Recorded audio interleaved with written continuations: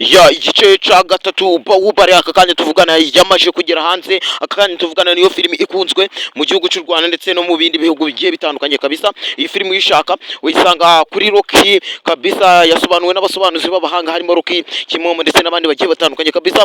Iyo filimi ishaka wanyandikira kuri WhatsApp, nimero yanjye ni 0773535395 kandi iyi filimi twavuga yuko yakinwe n'abantu benshi bagiye bitandukanye, ibyamamare harimo ari Juni Pushupa ndetse n'ibindi byamamare bigiye bitandukanye kabisa.